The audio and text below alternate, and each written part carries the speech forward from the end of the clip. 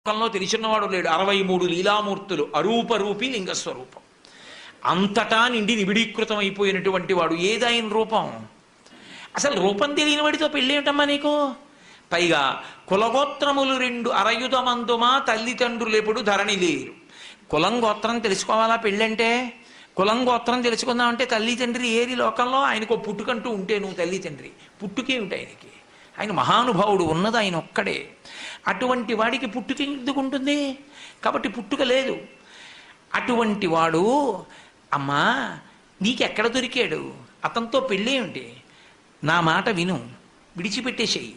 బహుశः మాయచేత కపట మంత్రములను నిన్ను ఎట్లు ఎరిగించుకున్నాడో కాని తగినవాడు కాడు కాడు. బహుశः నీ మీద మాయో మంత్రమో వేశాడు, ఇల్లాల్ని చేసుకుందామని. నా మాట విను, వదిలిపెట్టేయి అన్నాడు. అని ఊరుకోలేదు.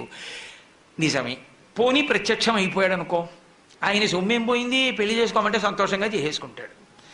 కానీ రేపొద్దున్న మీ తండ్రి అంత ఐశ్వర్యవంతుడు, మంచి పట్టుపట్టలు బంగారు పళ్ళెంలో పెట్టి కట్టుకోవో ఎల్లుడు అని ఇస్తాడు.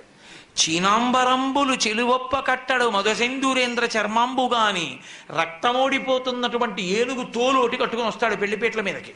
బాగుంటుందా? ఎంత అసహ్యంగా ఉంటుంది.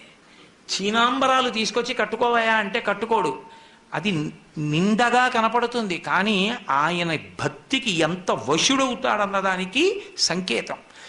అంత ఉద్ధతి చేసి కాశీపట్టణంలో అల్లరి చేసినటువంటి గజాసురుణ్ణి త్రిశూలం మీద పక్కన పెట్టి ఆయన తపస్సు చేసుకుంటుండగా సామగాన మంత్రాల చేత పరమశివుణ్ణి స్తోత్రం చేస్తే పరవశించినటువంటి పరమశివుడు ఆయన కోరికని తీర్చడానికి వెంటనే ప్రసన్నుడై, నువ్వు నా తోలు ఒలిచి ఎప్పుడూ కట్టుకుని ఉండాలి, కృత్తివాసేశ్వరుడు అన్న పేరుతో కాశీపట్టణంలో శివలింగంగా ఉండాలి, ఈ తోలు వాసన రాకూడదు, దుర్గంధం ఉండకూడదు అంటే దుర్గంధం